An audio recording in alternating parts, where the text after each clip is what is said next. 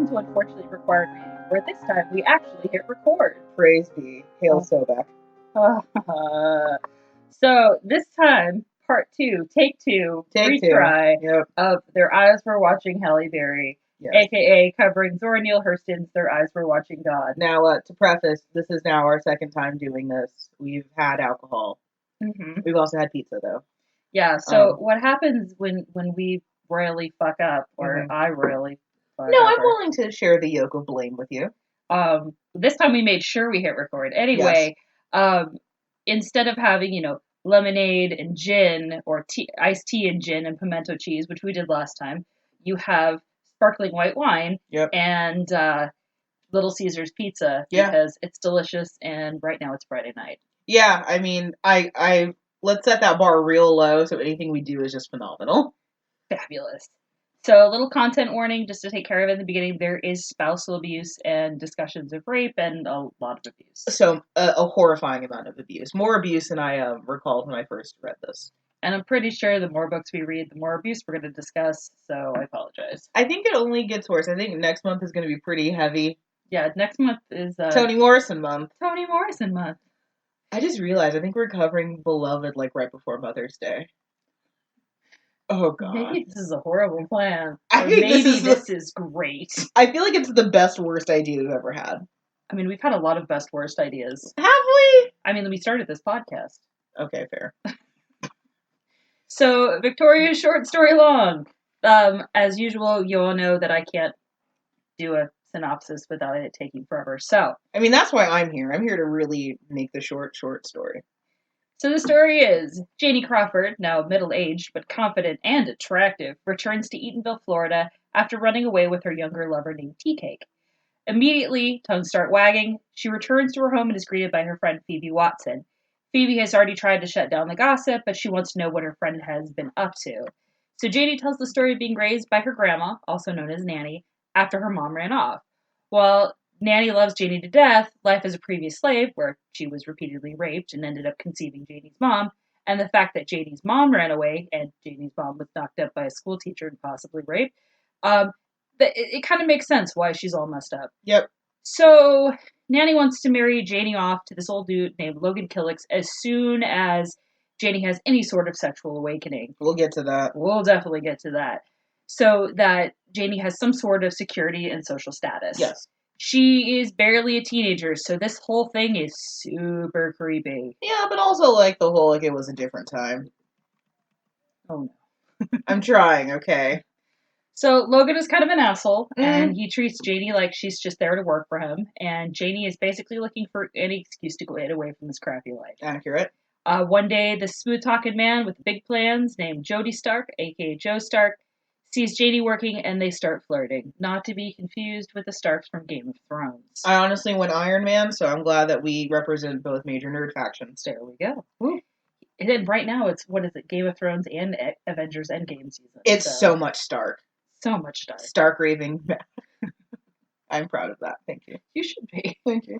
So Joe keeps saying he wants to spoil Janie and treat her right, and they go all the way to this black town called Eatonville. Woo. And one of the first all-black towns. Yeah. Unfortunately, they get there and there's really not a whole lot going on. There's almost like when white people give an idea but don't set up infrastructure that bad things happen. What? I mean, all the time? Yeah. All the time.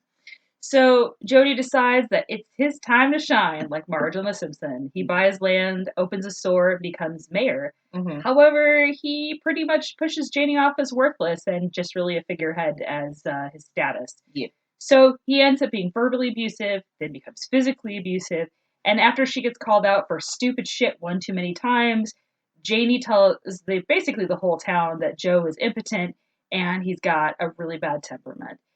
So Jody shuts down, gets sick, won't let Janie send for a doctor, and he ends up dying. So she's secretly delighted about it, but she has to play the widow role because that's what's expected. I feel like that's the most Southern thing. That's very Tyler Perry movie. It is very Tyler Perry. Oh, Tyler Perry, I hate you. So enter Tea Cake, who is a super hot younger dude who comes to start hanging out at the store. He sees Janie, he's like, yeah, I'm into cougars. And he ends up declaring his love for her, but she's like, I really don't think you're into this. Thanks for trying, though. He eventually convinces her that he is in love with her. They end up running away and getting married, and then she finds out Tea Cake is a gambler, and they end up working in a field. Yeah.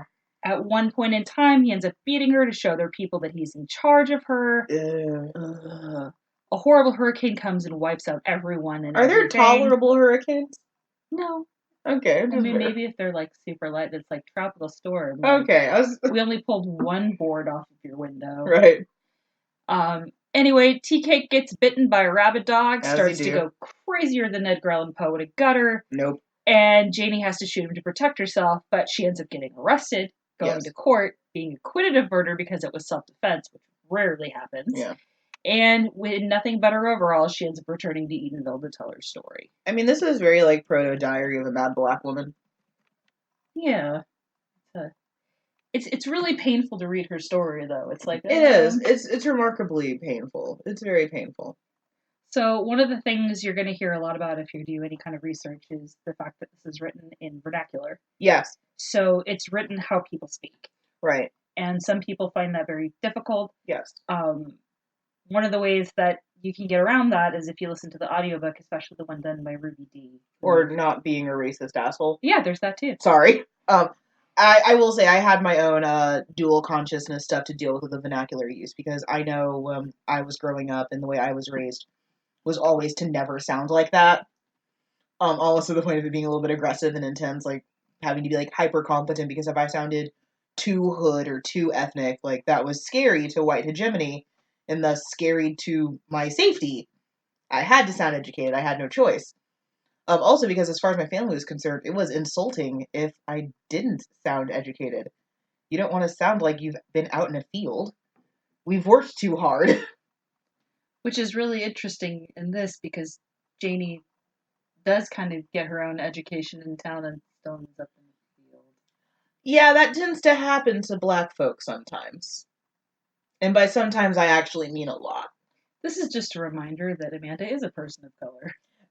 I wish someone would say something.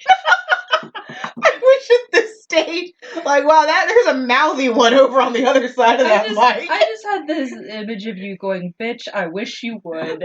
And because that's exactly what it would be. I wish. I cannot wait for the day. Come at me. So there's a lot of symbols in this book. Too many, almost. Yeah. Janie's hair is one of the big ones. Yes, it is. It's often described in phallic terms. You know, before we started recording, we had a very long and fascinating conversation. The fascination that white people have with black hair, and even like the way like black people talk about black hair, because there's two camps. There's relaxed and there's natural. I think around the time this was written, relaxers were starting to become a thing, or at least like more aggressive straightening treatments. It's just frustrating. I mean, you've heard us talk about Amanda going for her white hegemony appointments. 2 weeks ago. Hair still looks white hegemonic.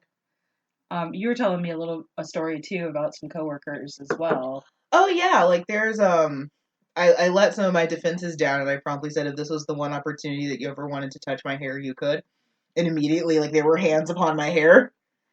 So I mean, I guess I can understand, because I know I have that impulse a little bit with having relaxed hair with natural hair, but I'm also a decent fucking person most of the time. So my instinct is to never feel entitled enough to touch someone's hair. Like the 3 main rules that you want to follow is never touch somebody's hair. Yeah. Never touch somebody's tattoo. No. And do not touch pregnant women's bellies without their permission. Because, like, honestly, to me, that's not even, like, a race thing. Like, I wouldn't go, like, running my fingers through Tori's hair without, like, permission. I mean, I'd probably just be like, is this, like, a Pantene Pro V commercial? Your fingers are probably going to get caught because I have naturally curly hair. I mean, like, so, like, again, like, as a black person, I have, like, weird fetishistic feelings about, like, your hair. You look like Merida. Oh, God. I do look like Merida, which is a problem sometimes. I don't see a problem with that at all. So, like, if you ever wanted to feel the other end of that exoticism, here's me admitting I have slight fetishistic feelings about your hair. This is the part where I should warn all of you, never, ever let me watch the Disney movie Brave with you, because I will go on for 30 minutes about everything they got wrong about Scottish culture, and it's a lot. Yeah. also see me watching Princess and the Frog. Fair point. I have a lot of feelings. There are a lot of feelings. In the book, Janie's hair is also kind of a source of lust. Yes. And feelings of control. So Yes. at one point in time, she's working in Jody's shop, and he sees another guy checking her out, and immediately demands that she starts covering her hair at the store. Yeah. And so it's like a big deal when she stops wearing her head covering and stuff like that. You see that a lot, and like that's very religious, but also very like just grossly patriarchal. Yeah. There's no further I think when we recorded this last time, I had more nice words about that, but no, it's just grossly patriarchal and religious. And I mean, some people, they're more comfortable covering their hair than others. I mean, my camp of feminism has always been, if it's your choice, then that's fine. Right. Like my thing is, I've always said that my mantra with feminism is that feminism is the radical notion that women are people. Mm-hmm. So for me, it's never like you are bad because you are a housewife. If that is your wish, knock yourself out. Right. That has to be your desire. That cannot be forced upon you by patriarchal expectation, which because of the patriarchy, it probably a little bit still is. But as long as that's like your genuine want, like I'm not here to, wag my finger at you. My brand of feminism has never been women yelling at women. And I know, at least a couple really awesome people who they did choose to be stay-at-home moms, and they're great with it. But, I mean, they also use it for, one, making sure that their kids get a really good, example. Yeah. But they also go out and do stuff, too, and see Right. things, and it's their choice because they want to do that. Right. And if they have the opportunity, great. Amen. But I do also know a lot of moms who prefer to work, and there ain't no shame in that game at all. None whatsoever. So I think we made ourselves go first on this before, but yeah, we really had to get the sexual awakening pear tree out of the way because I think we were both like equally kind of weirded out by it. Yeah. So I'm going to read the passage to you. She was stretched on her back beneath the pear tree, soaking in the alto chant of visiting bees, the gold of the sun and the panting breath of the breeze, when the inaudible voice of it all came to her. She was a dust-bearing bee, sink into the sanctum of a bloom, the thousand-sister calyx's arch, to meet the love embrace and ecstatic shiver of the tree from root to tiniest branch, creaming in every blossom and frothing with delight. So this was a marriage. She had been summoned to behold a revelation. Then Janie felt a pain, remorseless sweet, that left her limp and languid. Tori, we've talked a lot about me writing fan fiction. This is the most veiled, thinly veiled sexual thing I've ever... Like, I'm actually a little uncomfortable. And I, for a brief time, made a living writing smut. I feel like this is how 50 Shades of Grey should have been written. I mean, it's still very heavy-handed, but you can tell you think she's being subtle. Yeah. Like, it's sort of, I'm gonna make a reference that'll date me. There's a song by Gwen Stefani called Bubble Pop Electric, which is about losing your virginity in the backseat of a car. And there's this triplet at the end that's drive-in movie, and then drive-in to me, and then like another line that I don't remember.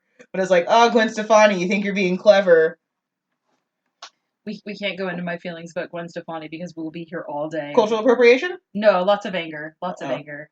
Some of that too. But I grew up in Southern California. Y'all know that.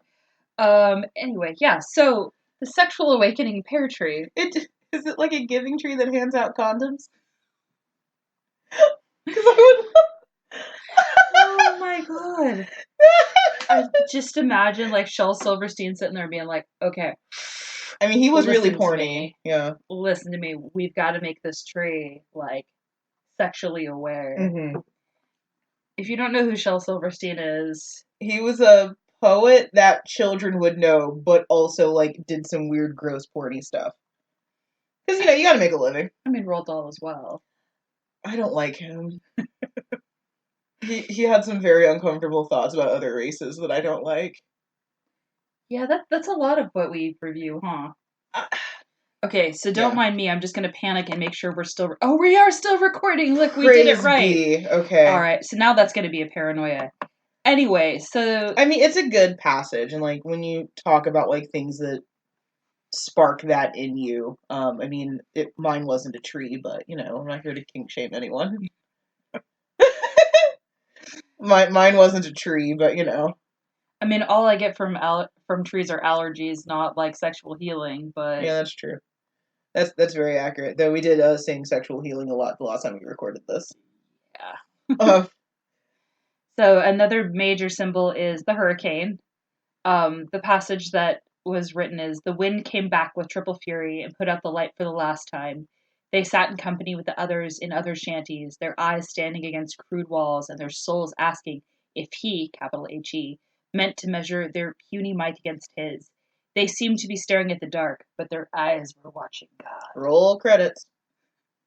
You know, like when you read a book and then you get to that passage and you're kind of like, oh. I hate CinemaSins, but that's like the one thing that I will say that I've maintained from them in my collective consciousness. Because I do hate CinemaSins very much, but I do live for that whenever, like, in a movie, it's like, almost like we're the Avengers, like, roll credits. Do tell me when the lamb stopped screaming, Clarice. Oh, Silence of the Lambs! Right? Almost like it was clever. Oh, that brings us back to the one excellent point that we made that I think we should maintain is I think for Halloween we should do Will and Hannibal. Oh my god. So there was this great moment in my brain where Amanda looked at me and was like, "We're kind of like Will and Hannibal," and then I was horrified. If you guys haven't watched the TV show, it's Yeah, it's also like weirdly fetishistically queer.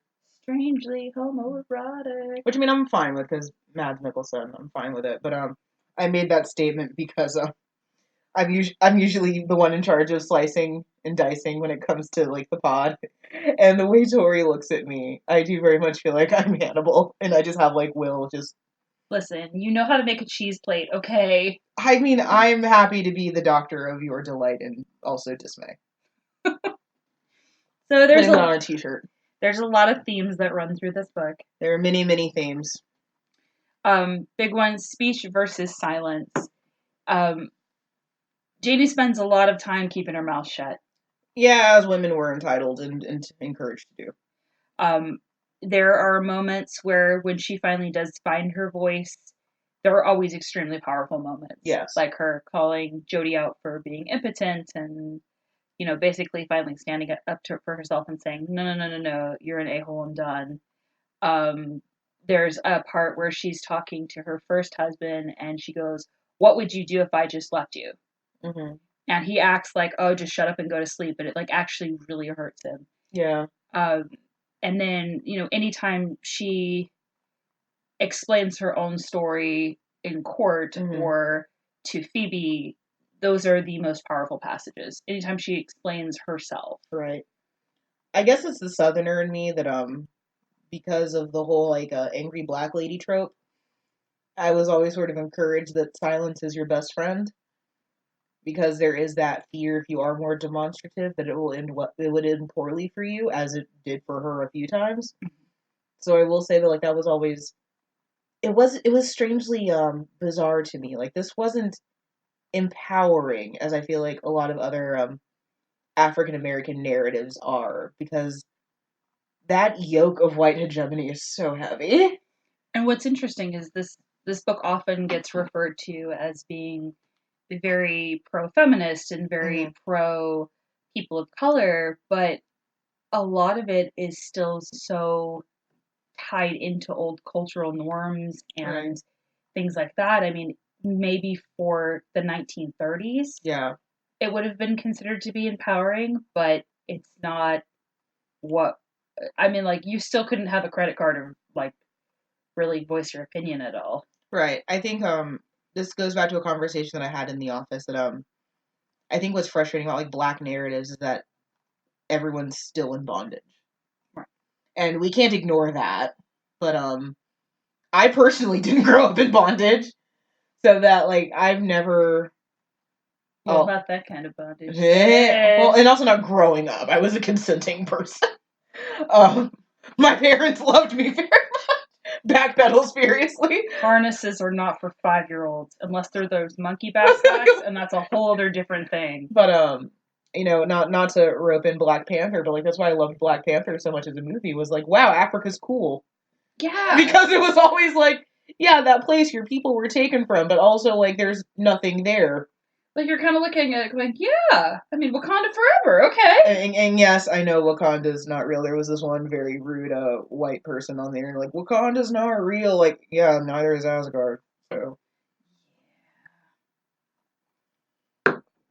but yeah, like it's strange because it's almost like a lot of the places where a lot of people will read power into her. I just sort of read it as a woman, be quiet. You're making this difficult for everyone. It's an interesting take, yeah. Like, I mean, like especially like hegemony exists for a reason. And while it's terrible and awful, like bucking against it in a way that like ruffles too many feathers, like I've always struggled that with tone and everything. Like I struggled as a podcaster with tone. Is it like a survival thing, or I think it is, and also like I'm Southern as hell. Learning how to communicate. We were always told that you attract more flies with honey rather than vinegar. You don't get anywhere by being that, but also like you don't change anything by being that. We're also Slytherins. Oh, painfully.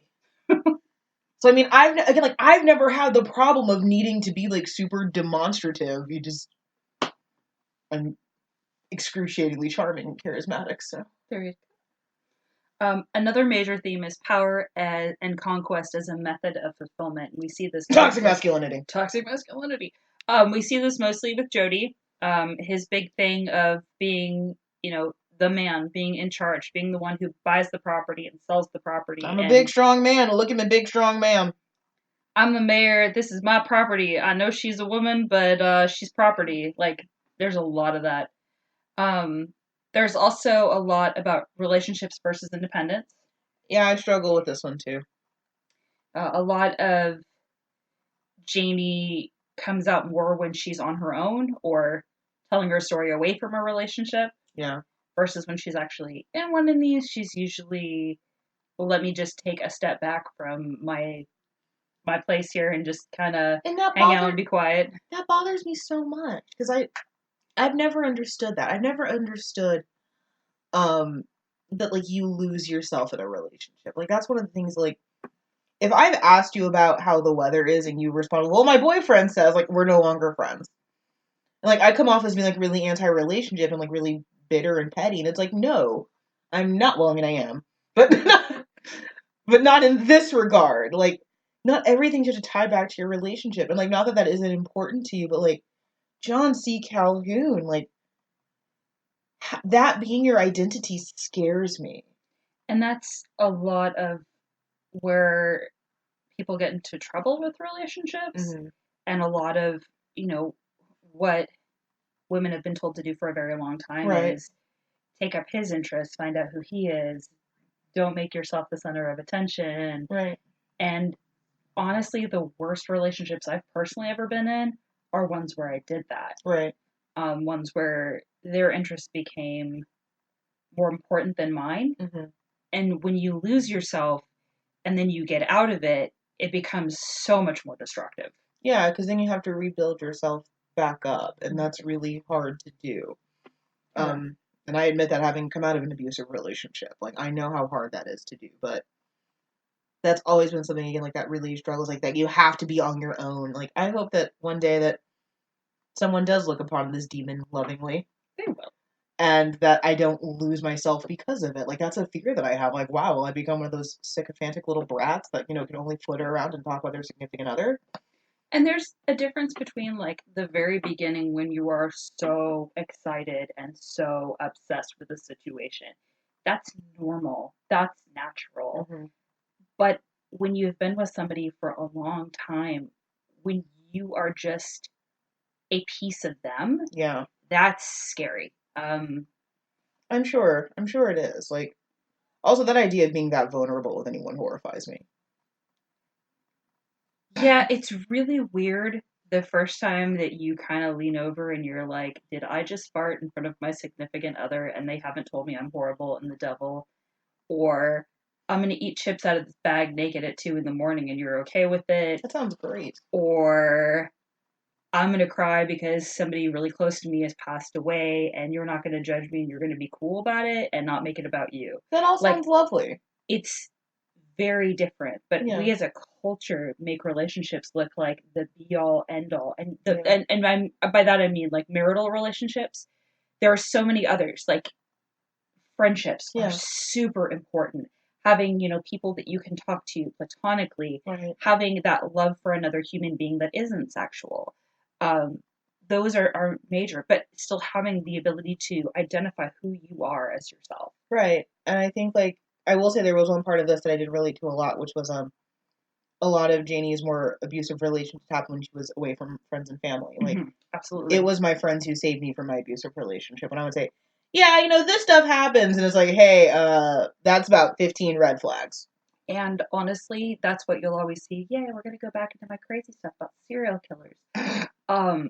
When somebody is extremely abusive, one of the first things they do is they cut you off from everything that you know, and they do it on purpose because it's easier to manipulate you. So I will say though, a lot of it, like in my instance, was a lot of me distancing myself from others because it was hard to talk about my relationship because I knew there was some parts of it that were weird, but then like I emotionally couldn't handle the criticism. And then when I realized, oh wait, it's valid and I'm in danger and I'm neck deep in red flags right now. And I think that's where a lot of where Janie goes in this too is she's so secretive about tea cake and so secretive about their relationship.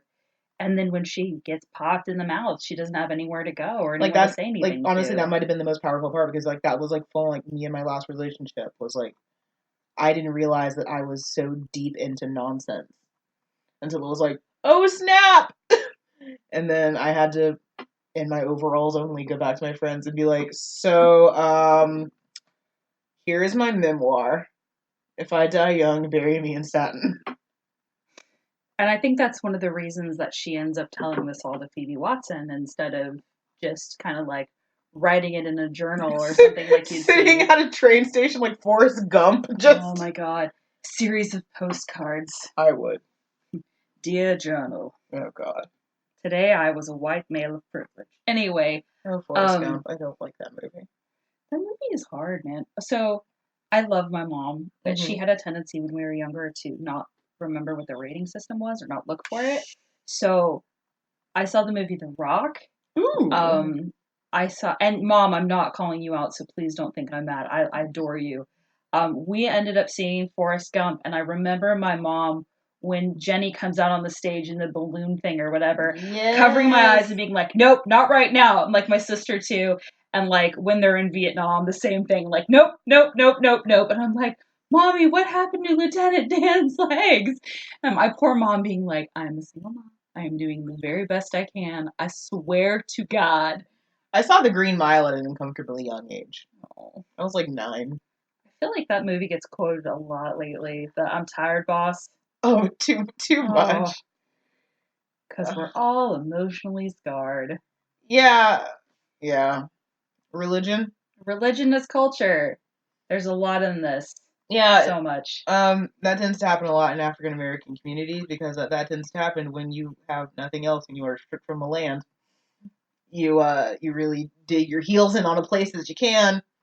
And Zora Neale Hurston was really big into folklore and religion and stuff like that. She was an anthropologist first and foremost.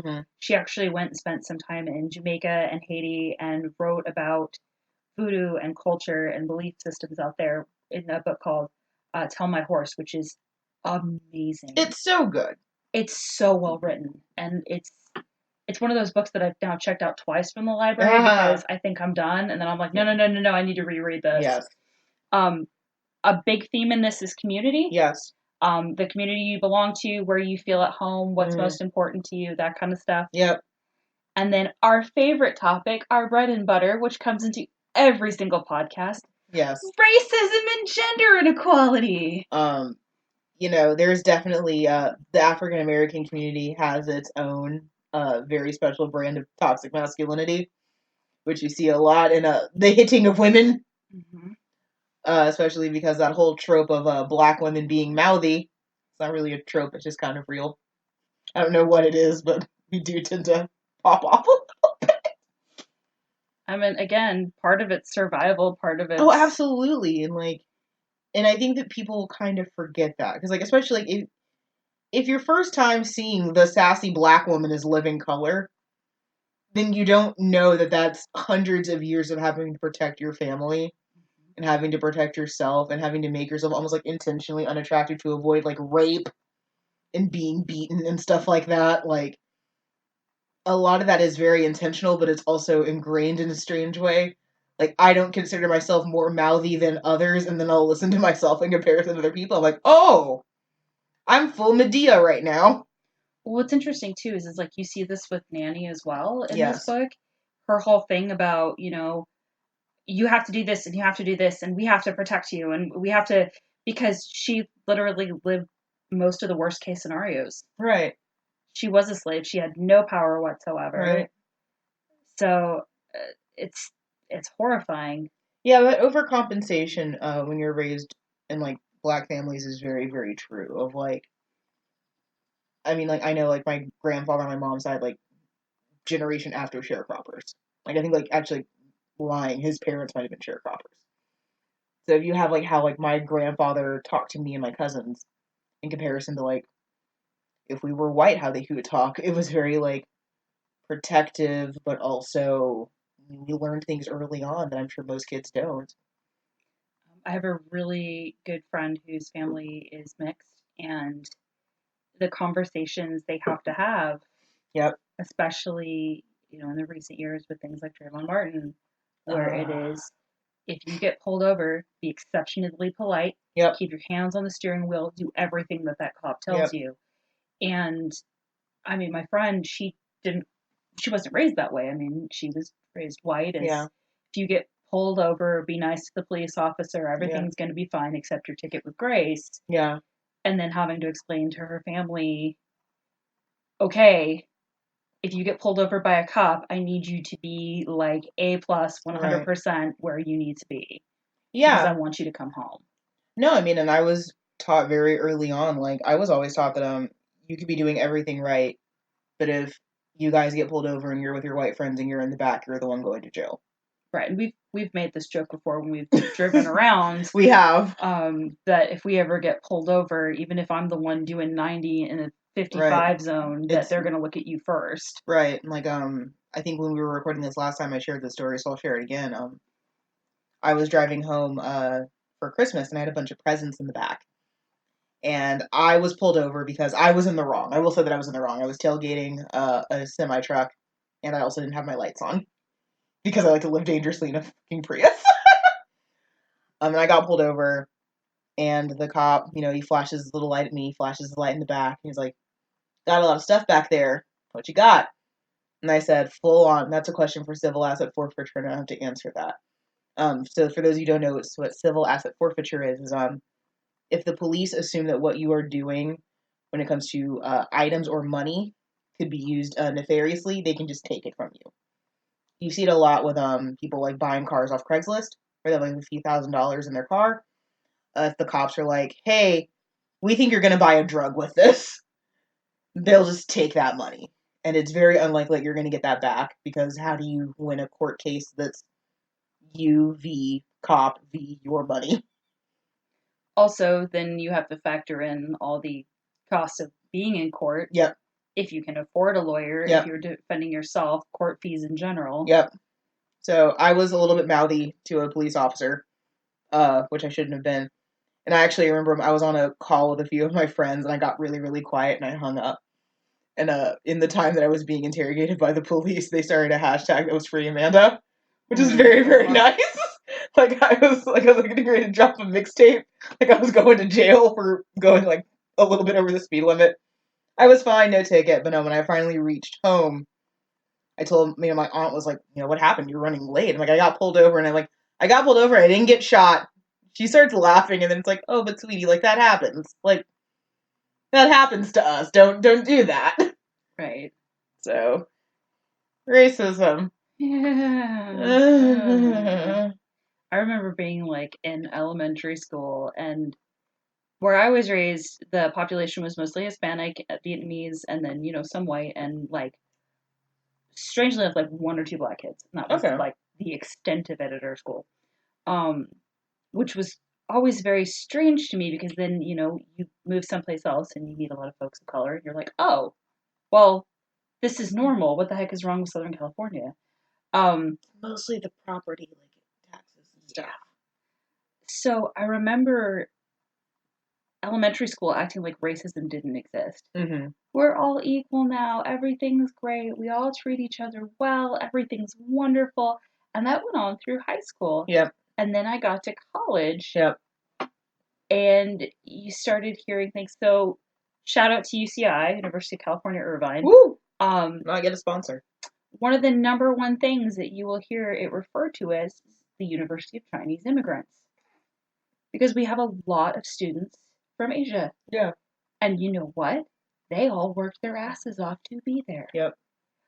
But it's very interesting to watch people be like, let me tell you about this school. I preferred under construction indefinitely. I thought that one was a better phrase. I'm here for that.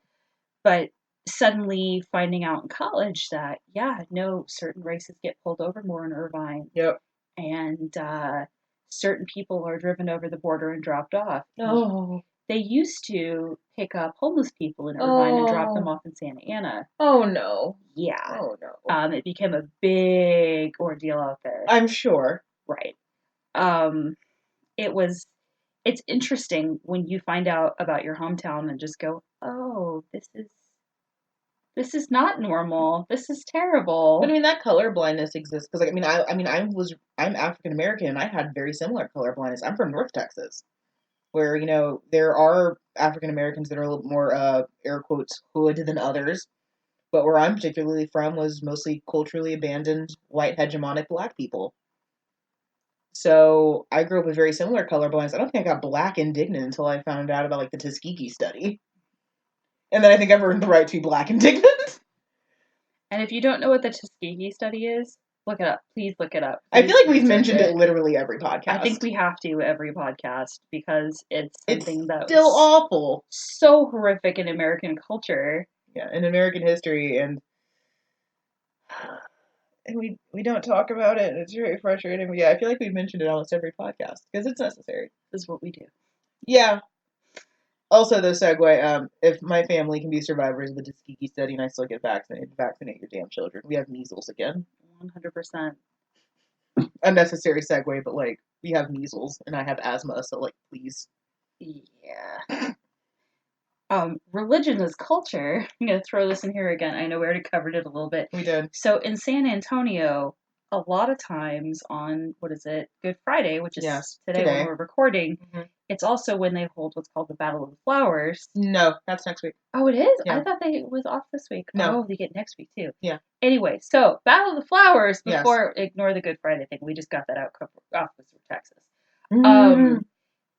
Battle of the Flowers is a big deal. Fiesta's a big deal. Used to be Catholic.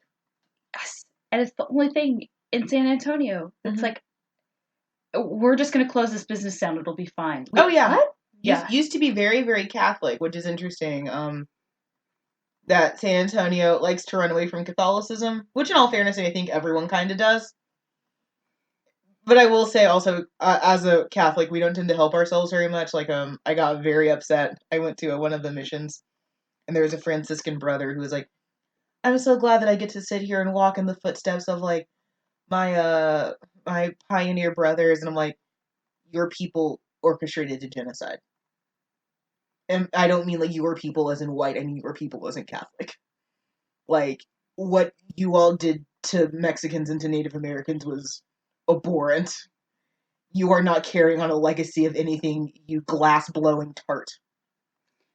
And we're not going to go into the Alamo because I want to continue to live in Texas without getting shot. Oh, you mean the fact that it was a battle partially over slavery? Yes. Anyway. I will fight people on it. This book is full of amazing quotes. It is. If you go to Spark Notes, you can get a bunch of them. You can. You can tattoo them on your body. But I mean, I wouldn't tattoo anything on my body. I'm very fickle about everything, so. Yeah. If I did ever tattoo anything, it would probably be the what's been attributed to Michelle McNamara, which is "It's chaos, be kind." But Oh, I like that. I do want that Anthony Bourdain quote that is, happiness is the absence of cynicism. I like it. Mm-hmm. So, a quick look at Zora Neale Hurston, which is unfair because I feel like there's so much more that can be said about her. I would love like a PBS miniseries about her. That would be amazing. I am and not surprised we don't read more of her work. We'll go into that a little bit more. Yep. She was born January 7th, 1891, passed away January 28th, 1960. Her main focuses, as we said a little bit before, were anthropology, folklore, and the racial struggle and experience of African Americans. Yes. Their Eyes Were Watching God is her most famous book, and it was published in 1937. She stated that she wished she could write it again, and she disliked all of the books that she'd written. Big old mood. Big mood. Definitely. She was the sixth of 8 kids. All 4 of her grandparents were slaves. She really did come from Eatonville, where her father was a pastor and eventually also the mayor. Also a real first attempt at an all-black community. Absolutely. It was one of very few at the time. Yes. And one of the most functional. Yeah. Sad. Yes. Yeah. I mean, again, we were talking about when you give an idea, but you don't give infrastructure. Yeet. Liberia. So, Zora Neale Hurston attended high school at Morgan College, which was the high school division of the historically black college, Morgan University. Woo! She could qualify for free high school education because she told folks that she was born in 1901 and took 10 years off her age. Yeah, you know that happens when your people don't have records. You know that Zora Neale Hurston is a Slytherin, right? Oh, absolutely. 100%. Completely. She was highly educated. She went to Howard University, and she became one of the first Zeta Phi Betas initiated, which is traditional. Hi, I can talk today, I swear. You're doing great. A traditionally black sorority. Yes. And she went to Barnard College of Columbia University. She got her BA in anthropology and conducted ethnographic research. That's where researchers actually see how people react in real situations. So it's not like, we're going to set up this study in a sterile environment. I thought you were going to go like full prison study. Oh, the prison study scares the crap out of me. Rightfully so. She went to school with Margaret Mead. Woo! Tea Cake is based on a student that she ended up marrying named Percy Puntner. They divorced. She got married again a couple more times. Praise be. Unfortunately, she ended up broke, had a stroke while she was living at the St. Lucie County Welfare Home, and died of hypertensive heart disease, and was buried in an unmarked grave in the Garden of Heavenly Rest in Fort Pierce, Florida. A true shame. True shame. Thankfully, the absolute badass that is Alice Walker and Charlotte D. Hunt found an unmarked grave in about the same area that Zora was buried and put a marker there. And Alice Walker is one of the reasons that we actually read Hurston at all. Amen. Zora was ignored because she was, quote, not political enough, end quote, for the Harlem Renaissance. And frankly, she wasn't a white male author, so... Right. I mean, I also will give some credit to, like, the Harlem Renaissance thing, because, like, yeah, she wasn't, really moving and shaking, which... hegemony. When Alice Walker bought the marker, she ended up writing an article in Miss Magazine, and Hurston's book suddenly became more interesting to the general population, because it was, oh, well, who is this person? Right. Her papers after she died were ordered to be burned, but her friend Patrick Duvall put out the fire and gathered the documents for posterity and gave them to the University of Florida libraries. Crazy. So, like, can you imagine that your friend's, like, walking in your house? No. Yeah. I'll take those. It's fine. Also, I love that her headstone says a genius of the South. Yes. Very awesome, too. I wish that I could live up to a portion of that. So, we referred to a lot of resources. Yes, we did. For this podcast, because we always do. Amen. The book itself, obviously, Their Eyes Were Watching God. Yes. Spark Notes, which we aren't sponsored by, but we wish we were. Crash Course! Because we love it. If I got an inkling that John Green listened to the pod once, I'd probably cry. Hi, John Green. He's still on social media sabbatical. He was just in Sierra Leone helping people. I like it. He's great. There, like mentioned before, there is an audiobook read by Ruby Dee, who played Nanny in the movie. Yes. Their Eyes Were Watching God with Halle Berry. Who I've said who is to be my depiction if there is ever not a biographical movie of me, but Halle Berry circa Monsters Ball. Which is very specific, so I'm assuming Halle Berry will die before me. So we'd have to resurrect her somehow, like a Futurama Lucy Lubot thing. Now I'm scared. I'm not. Okay. There's actually a thing from the National Institute of the Arts as well about Their Eyes Were Watching God, and definitely recommend reading Tell My Horse. That is so fascinating about culture and life, and Absolutely coming from America and going and getting information about another culture that's still in line with yours. But also not like in that gross fetishistic white savior way that a lot of ethnographic studies are, because like I took anthropology when I was in college. I'm like, and the savage did like, stop it. Yeah, she's very respectful yes. and very much like, these are my people. But she will also call out every once in a while, and she goes, all right, ladies, we got it slightly better in the U.S. than they've got here, because they're right here, they're about the equivalent of a donkey. So let me tell you about what's happening with this. I do love that about her ethnographic studies. Like, yeah, I had to read a lot of those. Were very much, and these primitive cultures sitting in their huts, like, stop. Yeah, you get a lot of snooty white men writing. It's like, we watch them in their typical garb, and it's like, no, sir. Or my favorite is the immense amount of passages dedicated to Native women's breasts. Mm-hmm. Just too many. Like, important stuff is happening, but like, let's spend several pages on boobs. That feels like a biography waiting to happen. Native breasts. I will co-sign. Okay, so did this book do anything for us now, and did we have to read it in school? You may go first. So I didn't have to read it in school. Okay. I kind of wish I did, but there's also a caveat to that too. This book is amazing, but I would not have appreciated it in junior or senior year of high school. Right. Having read a lot of the commentary by high school freshmen on the book, there's a lot of folks who do not have the emotional capacity that you have to have when you read this book. Once you've done some living and you've had a life, I mean, especially as a woman and as an adult woman, and having to, fight and keep moving, it's very different than having to read it when you're in high school, and the hardest thing that you've had to deal with is like what lunch you're getting. Yeah, what lunch you're getting. Can I afford tater tots with this corn dog? Like, after you have to soak some of the tired out of your feet. Yeah. Are you proud of me for that? I am. Thank you so much. I think this is in the basket of books that all young Black people get. It's like this. It's Color Purple. Beloved's probably in there in like a DVD copy of Roots, which is not fun.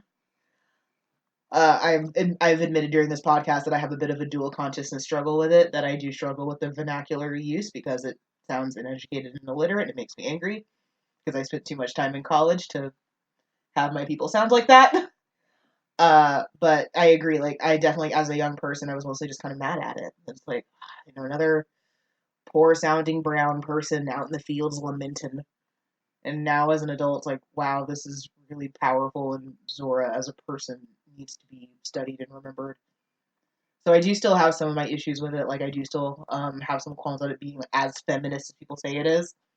Like, the most agency Janie shows is shooting a man with rabies. Yeah. That's the most agency she shows. And even then she gets bit. So, we didn't keep this little hangover over. Do you think that she dies at the end? I really hope she doesn't. I really think she does.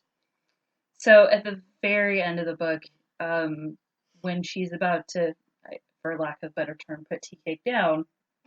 I don't like that. I don't like that either. I don't like that. Let's reverse that. Back up a little bit. Before tea cake is quietly sent off into that good night. There you go. Before they drove tea cake out to that special farm up north. That sounds more patronizing. He's a Black person. I'm sorry. Okay. That sounded somehow worse. Before she had to defend her own life and shoot tea cake in the face because he was gonna kill her. Okay, better. There we go. There we go. He bites her. And as he's affected with rabies, there's a big discussion of, not in the book, but outside of the book, of whether Janie is coming back to do her swan song before she goes full rabies mental, like Edgar Allan Poe, or... Did he have rabies? Yeah, so that's what they think he had rabies or something like that. Where the fuck did he get rabies? He was a raccoon? Oh my gosh, I want there to be like, as I pondered over forgotten lore, oh, he's so fluffy. Oh no. Oh no. But yeah, that's a fun discussion, especially to bring up in class when you want to distract a teacher. I mean, you've distracted me. I didn't know it was rabies. Yeah. Thought it was Well, just like Victorian sadness sickness. There's some debate over whether it was rabies or something else, but I'm gonna go into something else, Kim, because rabies makes me sad. rabies is sad. But I'm deep in the It's a Swan song. So we were of differing opinions. Let us know what you think. Yeah. Tweet us, something like that. Yeah. I can't believe I used the phrase tweet us. I don't think that's what we're doing anymore. No, we're doing Beloved by Toni Morrison. Yeah, so our next book is Beloved by Toni Morrison, as Amanda just told you. Get prepared for... If y'all thought that this was hard to stomach, there are not many books that make me hate white people. But Beloved is one, and then Roots. I know that's not a book, but Roots is a movie is another one. Roots is tough. Roots is really tough. Might have to watch Django Unchained after this for a little black revenge. There you go. So if you want to find us on social media and tell us whether you think that Janie is dying of rabies, yes, you can find us at Unfortunately Required Reading on Facebook. Yep. Unfortunately RR on Twitter. Yes. Unfortunately Required on Instagram. Woo! UnfortunatelyRequiredReading.com. Which is a beautiful website. It's so fun. And if you'd like to suggest a book for the podcast or have a funny story about your English class or literature or anything like that, you can email us at unfortunatelyrequiredreading@gmail.com. Yes. And then I just realized something. What? I have not completed my end of the bargain. What's your end of the bargain? So you had to read 50 Shades of Grey. Right. I have to read Grey. So after we have an immense heartfelt discussion about Beloved, I will have to read passages from Grey. There we go. Go read a book, but don't read 50 Shades of Grey. Yeah, read literally any other book. Thank you. Bye.